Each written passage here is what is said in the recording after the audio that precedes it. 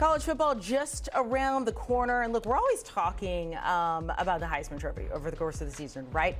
We're going to talk about some long shots, though, because they can happen, including Jeremiyah Love, star running back at Notre Dame right there. And we're going to go through shortest odds to longest odds and see maybe some guys that you would want to sprinkle a little money on early in the season.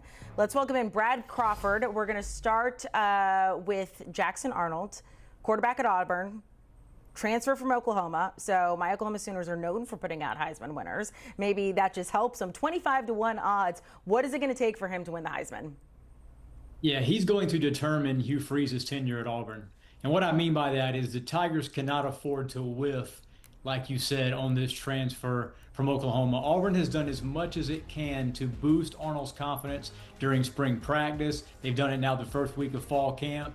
And he gets an early opportunity to shine against Baylor on opening night. Former five-star, so we know the talent's there, but Jackson Arnold just has not put it all together yet. I think if Auburn can get to 10 wins, then perhaps he can be a finalist in New York. I know he's a long shot, but he's a quarterback that I like from the SEC.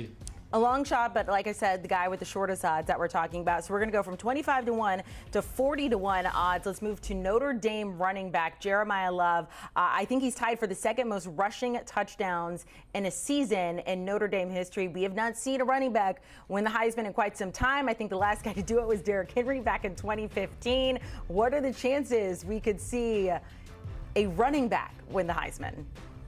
Yeah, the interesting note on Jeremiyah Love is he only had 163 carries last season, but made the most of them. You mentioned the 17 touchdowns. He almost averaged 7 yards a carry, and now he's the focal point of an offense for the Irish, moving to a new quarterback.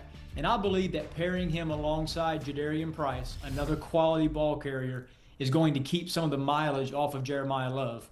We saw Reggie Bush win a Heisman alongside Lindell White. It's not quite as good as 1-2 punch at Notre Dame, but Jeremiyah Love is going to have some spotlight games early on against Miami and Texas A&M, a chance to kind of sway some voters early. Let's move over to the Big 12 and talk about Kansas State. They are actually the betting favorites to go ahead and win the Big 12. And what is rare this season, they have a returning quarterback in Avery Johnson. So, I mean, I already like that considering he already knows the system.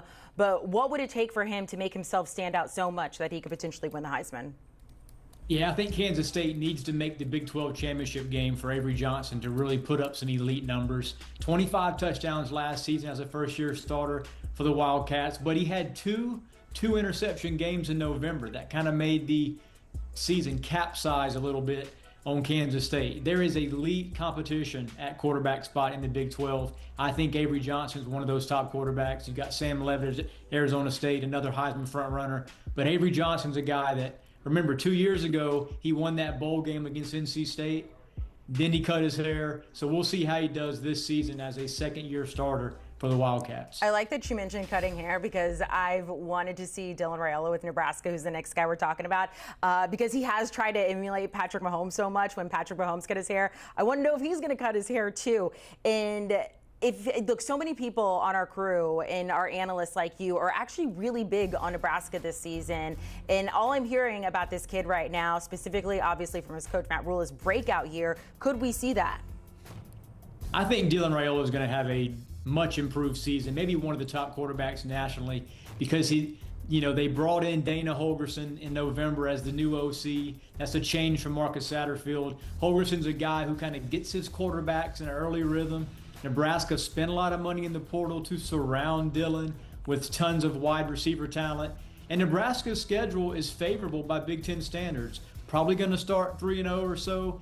Then he gets that big showdown against Michigan. So if he can have a good September showing against the Wolverines, a team that many think could be in the top tier of the Big Ten, then I think Dylan could be a finalist, long shot for the Heisman. Raiola's a guy that I'm buying stock in. We have another quarterback that I'll say I'm buying stock in, Navy quarterback Blake Horvath. I'm a little surprised the odds are this big on him. I mean, he led them to a 10-3 season last year. He's entering his senior year, and he's just so put together as a person, as a quarterback. You know, Roger Staubach is probably cheering for him to go ahead and win it.